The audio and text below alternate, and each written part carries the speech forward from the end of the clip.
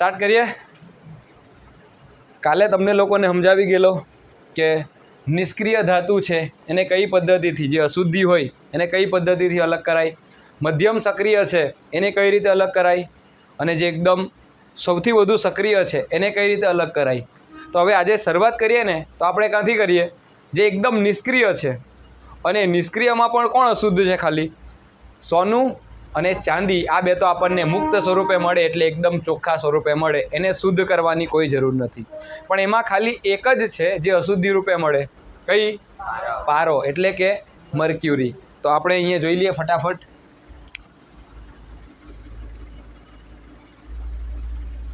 तो सौथी ओછી सक्रिय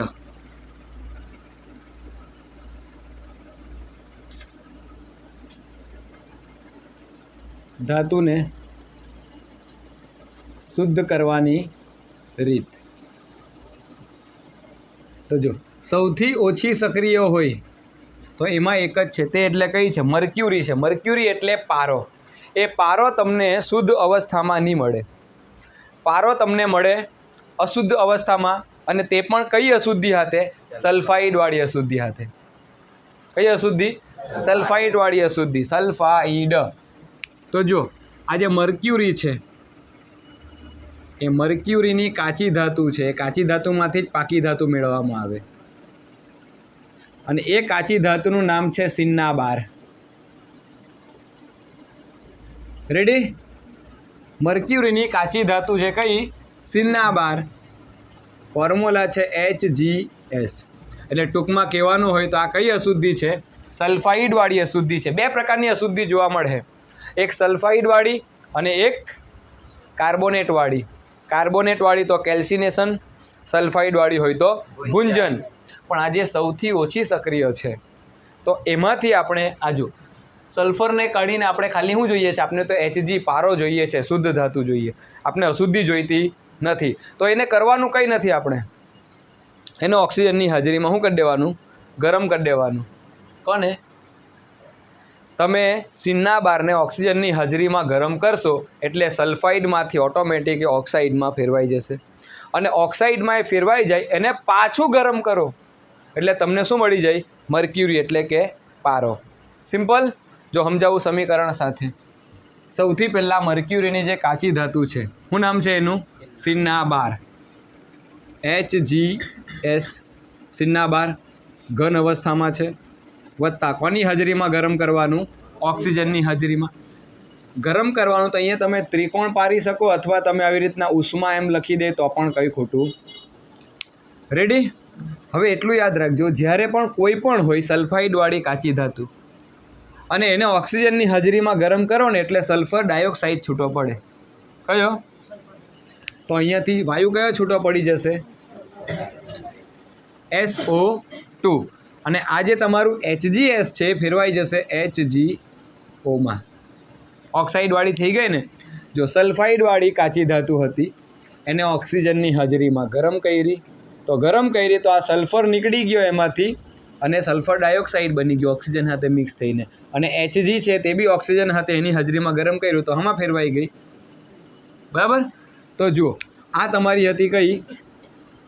सिन्नाबार। कोनी हाजरीमां गरम कर्युं? ऑक्सिजन। HgO एटले Hg एटले मर्क्युरी अने पछाड़ी O लागे एटले एने शुं कहेवाय? ऑक्साइड। अने आने तो आपणे कहीए छीए सल्फर डायोक्साइड। चलो कोईने कई वांधो छे आमां? हजू आपने शुद्ध मर्क्युरी नहीं मळ्युं। आ समीकरण बेलेन्स है कि एक बार चेक कर लेवो? नहीं। केम नहीं? तो अहींया 1, 2 अने 3 ऑक्सिजन अहींया केटला छे? खाली 2 छे। चलो तो हवे शुं करीए आपणे? अहींया 3 मूकीए तो अहींया 3 2 केटला थई गया? 6 अने अहींया केटला छे? 3 ज छे। केटला मूकीए तो?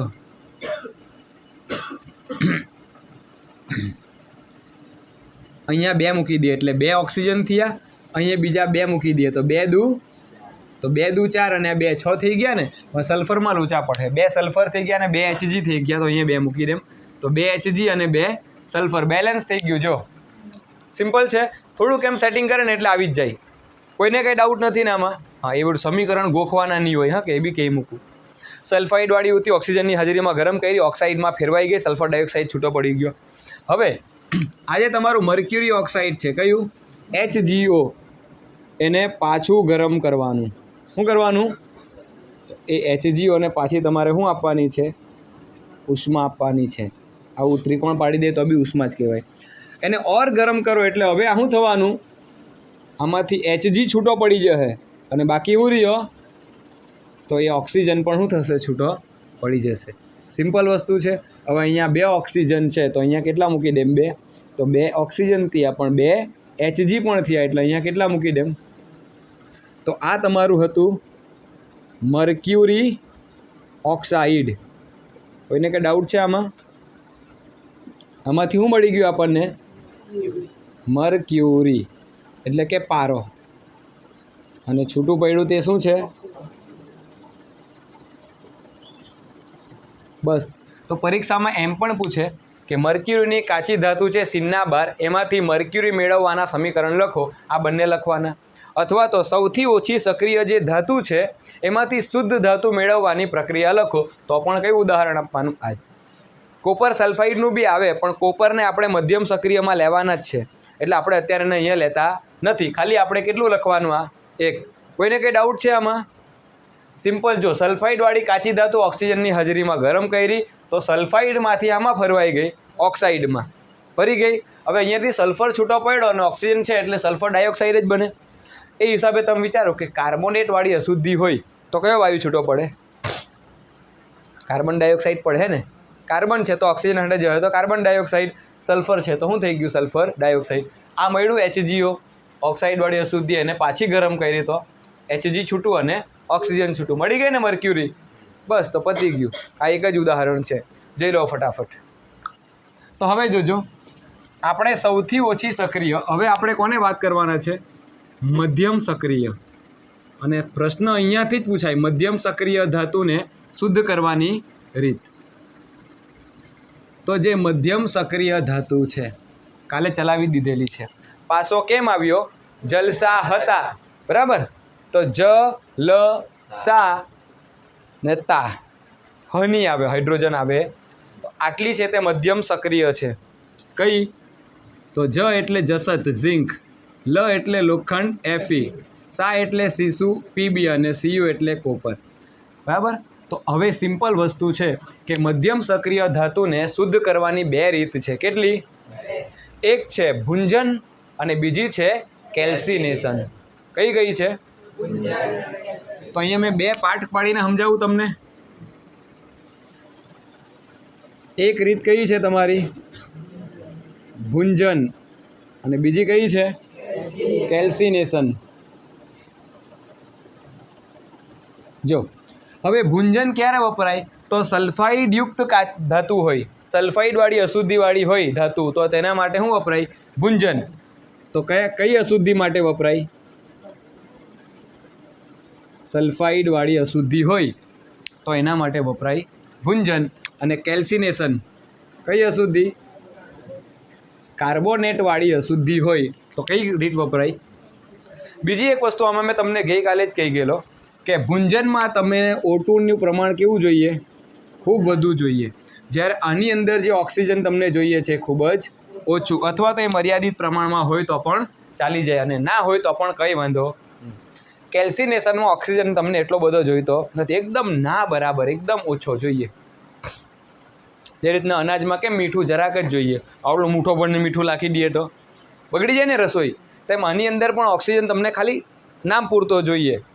હવે આ ભુંજન તમે કરે ઓક્સિજનની હાજરીમાં તો એ સલ્ફાઇડવાળી અશુદ્ધિ આમાં ફેરવાઈ જાય, ઓક્સાઇડમાં ફેરવાઈ જાય.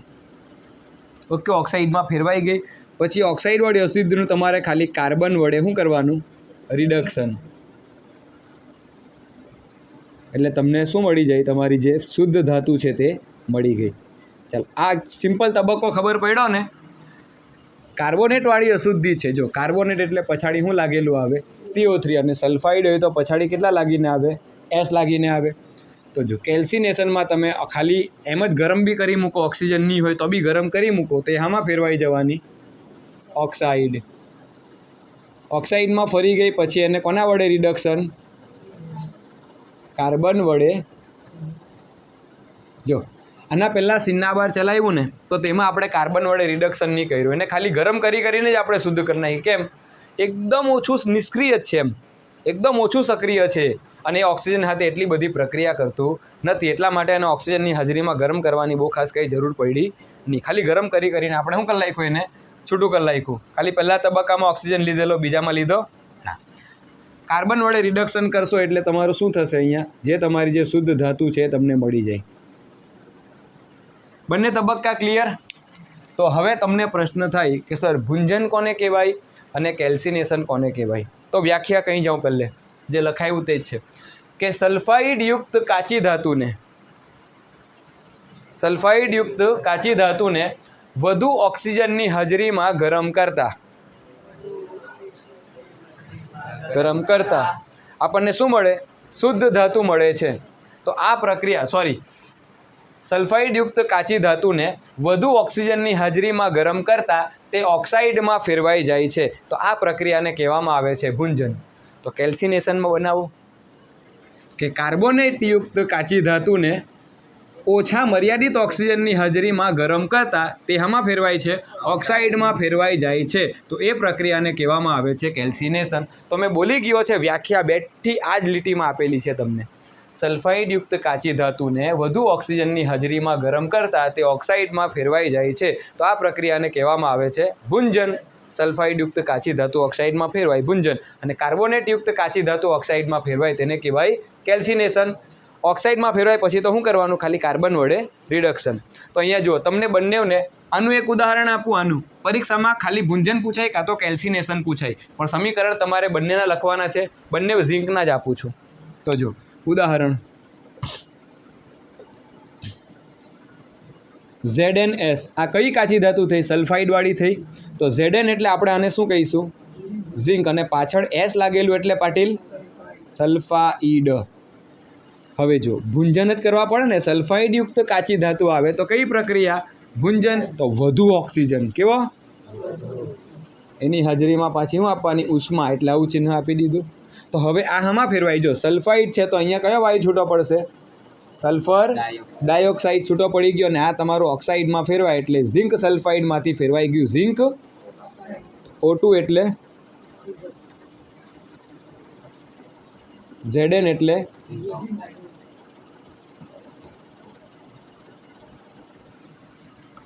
SO2 એટલે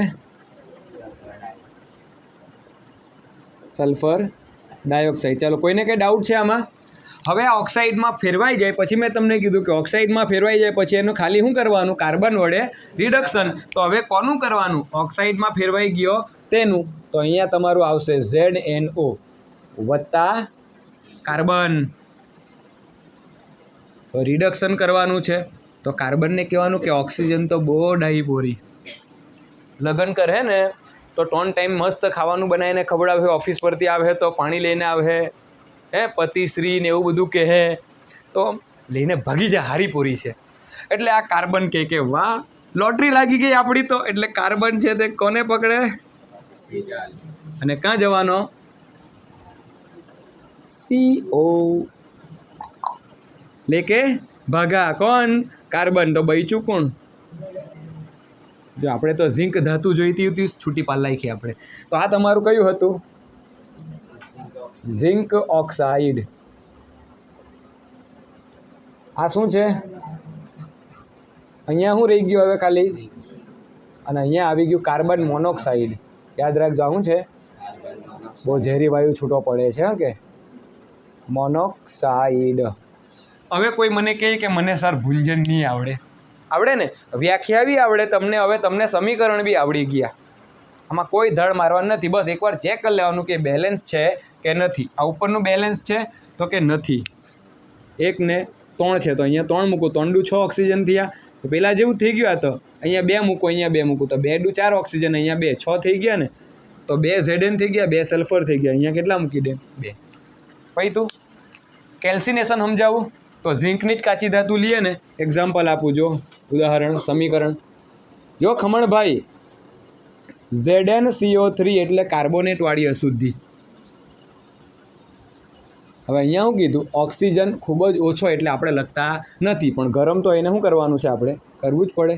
અને ગરમ કરશું તો અહીંયા શું છૂટો પડી જશે, કાર્બન ડાયોક્સાઇડ CO2. રેડી. હવે અહીંયાથી બચ્યું હું તો આ કાર્બોનેટમાંથી આમાં ફેરવાઈ ગયું ઓક્સાઇડમાં. એટલે કોઈને કંઈ ડાઉટ છે આમાં? કાર્બોનેટવાળી અશુદ્ધિ અલ્ટિમેટલી આમાં ફેરવાઈ ગઈ ઓક્સાઇડમાં, એટલે ZnO વત્તા અહીંયા કાર્બન છે. જો સિમ્પલ છે, આ એક કાર્બન છે તમારી પાસે, આ 3 છે ઓક્સિજન, એમાંથી 2 તો ગયા કર્યા, એટલે રહેવાનો અલ્ટિમેટલી કેટલો, ખાલી એક, તો એ Zn હાટે જોડાઈ રહ્યો. તો આ તમારી કયું હતું, ઝિંક. પછાડી CO3 લાગે એટલે આ તમારું ઝિંક ઓક્સાઇડ, અને આ તમારું છે કાર્બન ડાયોક્સાઇડ. કાડા લખું ચાલે હે ને? બસ આમાં પણ એક્ઝેક્ટલી એ જ કરવાનું. ઓક્સાઇડમાં ફરે કાર્બન વડે, તો ઓક્સાઇડમાં ફર્યું કોણ, ZnO વત્તા કોના વડે રિડક્શન. અરે રિડક્શન તો ખબર ને, ઓક્સિજન દૂર થઈ જાય, બીજું કંઈ નહીં થાય આમાં. તો આને આપણે કીધું કે લેકે ભાગ. હા, લગન પછી લોહી પી જાય તે અલગ વાત છે. તો આ બની ગયું CO, તો અહીંયા બચ્યું કેટલું ખાલી, તો થઈ ગઈ ને. આપણે ભલે અશુદ્ધિમાં આવતી, હવે આમાં ફરી ગઈ, શુદ્ધ થઈ ગઈ. તો ZnO એટલે આ તમારું શું થઈ ગયું, zinc oxide. Zinc oxide. Marker એકદમ ઝાંખી થઈ ગઈ. આ છે કાર્બન, આ છે અને આ છે કાર્બન મોનોક્સાઇડ. રેડી. ઉપરનું બેલેન્સ છે કે નથી ચેક કરી લેવું એકવાર. નીચેનું તો બેલેન્સ જ છે, નથી ને કે છે? છે, બેલેન્સ જ છે ઓલરેડી. ચાલો હવે કોઈ કહે કે સર ભુંજન કેલ્સિનેશન બહુ ભારી છે ને ઇઝી. આ જો આખી પ્રક્રિયા તમને આખી પ્રોસેસ છે ને સમીકરણમાં થાય છે, એ વ્યાખ્યા સાથે સમજાવી. રેડી. તો કોઈને કંઈ ડાઉટ છે? નથી? ચાલો જોઈ લેવો. ચાલો, સૌથી ઓછી સક્રિય ધાતુ એ અશુદ્ધિવાળી હોય તો એને શુદ્ધ કરવા માટેની રીત આપણે જોઈ ગયા, બરાબર. ખાલી ઓક્સિજનની હાજરીમાં એને શું કર્યું, ગરમ જ કર્યું. સિન્નાબાર પતી ગયું ને. મર્ક્યુરીની કાચી ધાતુ કઈ છે, સિન્નાબાર. એ કાચી ધાતુમાંથી આપણે મેળવી દીધી શુદ્ધ ધાતુ. પછી જે મધ્યમ સક્રિય ધાતુ છે તો એમાં આપણે ભુંજનને કેલ્સિનેશન જોયું. બસ ફરક એટલો, એક સલ્ફાઇડવાળી હોય તો ભુંજન અને કાર્બોનેટવાળી હોય તો કેલ્સિનેશન. ભુંજન એમાં વધારે ઓક્સિજન જોઈએ, આમાં એકદમ મર્યાદિત પ્રમાણમાં ઓક્સિજન અથવા ઓક્સિજન ના હોય તો પણ ચાલે. ઉદાહરણ બંનેના આપી દીધા. એકમાં ઝિંક સલ્ફાઇડ લીધું, એકમાં ઝિંક કાર્બોનેટ લીધું. એકદમ ઇઝી થઈ ગયું ને. હવે સૌથી વધુ સક્રિય ધાતુ છે એને શુદ્ધ કરવાની પદ્ધતિ કોઈ દિવસ પરીક્ષામાં આવતી નથી, તો એ તમે જાતે વાંચી લેવો. એકદમ હેલ્લું જ છે. મેં તમને શરૂઆતમાં ભણાવ્યું ને કે ધાતુ ઇલેક્ટ્રોન ગુમાવીને ધન આયન બનાવે અને અધાતુ ઇલેક્ટ્રોન મેળવીને ઋણ આયન બનાવે. તો એમાં 2 પ્રક્રિયા આવે, એક એનોડ પર આવે ને એક કેથોડ પર આવે. એનોડ એટલે ધન આયન, કેથોડ એટલે ઋણ આયન. હવે ધન આયન એટલે સમજી લેવાનું કે ધન છે તે ઇલેક્ટ્રોન ગુમાવશે, અને ઋણ છે કેથોડ ઋણ આવે તો એ શું કરે, ઇલેક્ટ્રોન મેળવશે. બસ. તો આ 2 એનોડ કેથોડની પ્રક્રિયા છે. વાંચે એટલે આવડી જશે, અને નહીં આવડે ને તો મને કહેજો, છેલ્લે બધું મિશ્ર ધાતુ પતાવીને હું ભણાવી આપા. પણ એકવાર જાતે ખાલી ટ્રાય કરજો, સમય નથી બગાડતા આપણે. હવે મોસ્ટ IMP આવે થર્મિટ પ્રક્રિયા. કઈ પ્રક્રિયા? થર્મિટ પ્રક્રિયા. તો જો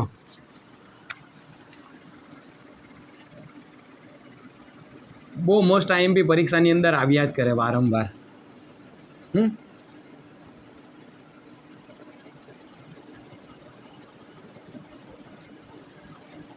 થર્મિટ રિએક્શન.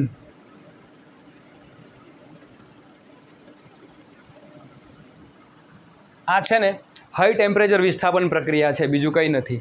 વિસ્થાપન પ્રક્રિયાની વ્યાખ્યા બોલજો. વિસ્થાપન પ્રક્રિયા કોને કહેવાય? બોલ. હા, મેં તો યુટ્યુબ પર તારું નામ લઈ લેવા કે આ છોકરીને આવડે જ નહીં કંઈ. વિસ્થાપન પ્રક્રિયા બોલ. વધુ સક્રિય ધાતુ ઓછા સક્રિય ધાતુને તેના દ્રાવણમાંથી દૂર કરે છે. આ પ્રક્રિયાને કહેવાય વિસ્થાપન. વધુ સક્રિય ધાતુ ઓછી સક્રિય ધાતુને તેના દ્રાવણમાંથી દૂર કરે છે, અને આપણે કીધું વિસ્થાપન પ્રક્રિયા.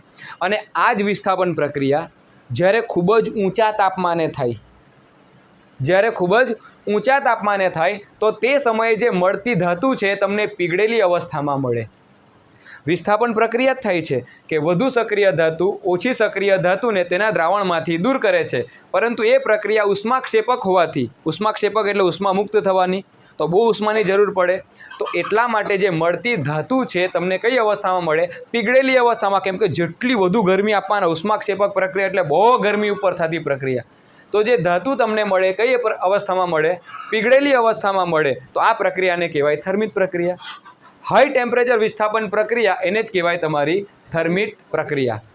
તો એક આખી વ્યાખ્યા બોલી જાઓ કે વધુ સક્રિય ધાતુ ઓછી સક્રિય ધાતુને તેના દ્રાવણમાંથી દૂર કરે છે, અને આ પ્રક્રિયા ઉષ્માક્ષેપક હોવાથી મળતી ધાતુ પીગળેલી અવસ્થામાં મળે છે. તો આ પ્રક્રિયાને કહેવામાં આવે થર્મિટ પ્રક્રિયા. રેડી? જો અહીંયા એકદમ ટૂંકમાં વ્યાખ્યા લખું, એમ તો તમે વાંચશો એટલે આવડી જ જશે. શું થશે એની વ્યાખ્યા? તો વધુ સક્રિય ધાતુ છે એ ઓછી સક્રિય ધાતુને, કોને? વધુ સક્રિય ઓછી સક્રિય ધાતુને તેના દ્રાવણમાંથી શું કરે? દૂર કરે છે. અને જે મળતી ધાતુ છે, આ પ્રક્રિયા ઉષ્માક્ષેપક હોવાથી મળતી ધાતુ કઈ અવસ્થામાં મળે? પીગળેલી અવસ્થામાં મળે. તો આ જ પ્રક્રિયાને કહેવામાં આવે છે તમારી કઈ પ્રક્રિયા? આ થર્મિટ પ્રક્રિયાની વ્યાખ્યા તમે લખી એટલે 1 માર્ક્સ આવી ગયો. હવે એનું ઉદાહરણ પૂછે તો ફેરિક ઓક્સાઇડ અને એલ્યુમિનિયમ વચ્ચે જે પ્રક્રિયા થાય એ થર્મિટ પ્રક્રિયા છે. કોની કોની વચ્ચે? ફેરિક ઓક્સાઇડ, ફેરિક ઓક્સાઇડ અને બીજું કયું છે? એલ્યુમિનિયમ. આ બે વચ્ચે જે પ્રક્રિયા થાય આ જ પ્રક્રિયાને કહેવામાં આવે છે થર્મિટ પ્રક્રિયા. રેડી? તો હવે ઉદાહરણ આપું તમને. ફેરિક ઓક્સાઇડ એટલે Fe2O3. Fe2O3 ફેરિક ઓક્સાઇડ ખબર ને બધાને? ચાલો. એલ્યુમિનિયમ એટલે Al. રેડી? હવે આ બે વચ્ચે પ્રક્રિયા થવાની, તો અહીંયા શું બનશે? તો આપને જો Fe મળશે વત્તા Al2O3 મળશે, અને અહીંયા જો ઉષ્માક્ષેપક પ્રક્રિયા એટલે શું થવાનું? ઉષ્મા મુક્ત થવાની. તો આ છે તમારી થર્મિટ પ્રક્રિયા. ફેરિક ઓક્સાઇડની કોની સાથે? એલ્યુમિનિયમ સાથે. તો આને લખી દઈએ આપણે ફેરિક. કોઈને કંઈ ડાઉટ છે આમાં? આને શું કહેવા છે? એલ્યુમિનિયમ. આવું છે આયરન એટલે કે લોખંડ મળ્યું તમને, અને આવું છે એલ્યુમિનિયમ ઓક્સાઇડ. Al એટલે એલ્યુ, અને પછાડી O3 એટલે, અને છેલ્લે તો ઉષ્મા મુક્ત થાય. તો આ જે આખી પ્રક્રિયા છે તમારું કયું ઉદાહરણ થઈ ગયું? થર્મિટ પ્રક્રિયાનું. હવે આ જે આયરન મળે છે કઈ અવસ્થામાં હોય? પીગળેલી એટલે લિક્વિડ અવસ્થામાં હોય, પીગળેલી અવસ્થામાં. સમજ પડે છે ને બધાને? ઓકે. તો જો થર્મિટ પ્રક્રિયા પાછી એકવાર રિપીટ કરાવો કે વધુ સક્રિય ધાતુ ઓછી સક્રિય ધાતુને તેના દ્રાવણમાંથી દૂર કરે છે, અને આ પ્રક્રિયા ઉષ્માક્ષેપક હોવાથી મળતી ધાતુ પીગળેલી અવસ્થામાં મળે છે. તો એ પ્રક્રિયાને કહેવામાં આવે થર્મિટ પ્રક્રિયા. ફેરિક ઓક્સાઇડ અને એલ્યુમિનિયમ વચ્ચે જે પ્રક્રિયા થાય ધેટ ઇઝ કોલ્ડ થર્મિટ રિએક્શન. ઉદાહરણ છે ફેરિક ઓક્સાઇડ અને એલ્યુમિનિયમ. Fe છૂટો પડી ગયો લોખંડ, Al2O3 વત્તા ઉષ્મા. હવે આજે પીગળેલી અવસ્થામાં લોખંડ મળ્યું. આ થર્મિટ પ્રક્રિયાનો ઉપયોગ ક્યાં થાય? તો લખાઈ મૂકું તમને, પરીક્ષામાં આવે તો કામ લાગે. થર્મિટ પ્રક્રિયાનો ઉપયોગ ક્યાં થાય? તો પહેલું રેલવેના પાટા જોડવા માટે. રેલવે ટ્રેક આવે કે નહીં, જેના ઉપર ટ્રેન દોડે છે, તો એ રેલવેના પાટાને જોડવા માટે વેલ્ડિંગ કરે હે ને. તો રેલવેના પાટા જોડવા માટે. અને અમુક મશીનો આવે લોખંડના, ધાતુઓના મશીનો આવે, અને એમાં તિરાડ પડી જાય, ફાટ પડી જાય, તો એ ફાટને જોડવા માટે પણ શું વપરાય છે? થર્મિટ પ્રક્રિયા. તો મશીનોના તિરાડ પડેલા ભાગને જોડવા માટે. ચલો, 2 ઉપયોગો છે, ખાલી આવડી જાય આટલું. પહેલું રેલવેના પાટા જોડવા માટે, અને બીજું મશીનોના તિરાડ પડેલા ભાગોને જોડવા માટે. મશીનમાં ફાટ પડી ગઈ છે તો એને જોડવા તો પડે ને, તો એ જોડવા માટે પણ શું વપરાય છે? તમારી થર્મિટ પ્રક્રિયા. રેડી? કોઈને કંઈ ડાઉટ? થર્મિટ પ્રક્રિયા માર્ક આવે કે નહીં આવે? પૂરેપૂરા આવે. ચોપડીમાંથી વ્યવસ્થિત વાંચજો અથવા જે કંઈ સાહિત્યમાંથી વાંચતા હોય એમાંથી વાંચી લેજો બધું. ટાઈમ ઓછો એટલે આપણે ટૂંકમાં લખી દઈએ પણ સમજાવીએ પૂરેપૂરું. આખી તમારી કઈ છે થર્મિટ પ્રક્રિયા છે. પરીક્ષામાં બી જો વધારે ટાઈમ બચે તમારી પાસે એટલે જલ્દી પેપર લખાઈ જાય 10-15 મિનિટ પહેલાં તો આવી રીતના પેન્સિલથી જેટલા સમીકરણ લખલા હોય ને એને ચોરસ બોક્સમાં મૂકી દેવાના, અથવા તો ખાલી એમ હાથથી બી ડિઝાઇન કરીને એમ ચોરસ બોક્સમાં મૂકે ને તો થોડુંક સારું દેખાય. આવડી જશે? ઓકે, જોઈ લો. પૂરું કરીએ. હવે આપણે પાછા ક્યારે આવવાના છે? આવતા મંગળવારે. તો તે સમયે હવે 2 ટોપિક બાકી છે. એક છે ક્ષારણ. ક્ષારણ એટલે ધાતુને કાટ લાગી જાય પ્રક્રિયાને ક્ષારણ કહેવાય. આ બેલેન્સ છે. ઓકે, હા બેલેન્સ બાકી. હા, થેન્ક યુ, યાદ કરાવી દીધું. આ બેલેન્સ નથી. એનું કારણ છે અહીંયા એક જ એલ્યુમિનિયમ છે, અહીંયા કેટલા આવ્યા 2, તો મારે અહીંયા કેટલા મૂકવા પડે 2. હવે જો અહીંયા Fe 2 છે અને અહીંયા એકલો જ છે તો અહીંયા કેટલા મૂકી દેમ? ચાલો બકરી બેન બેલેન્સ કરી ગઈ 2-2. પછી તું આમાં શું ઢાળ મારવાની? જાતે તો થઈ જાય ને બેલેન્સ. ઉતાર લેવો ચાલો.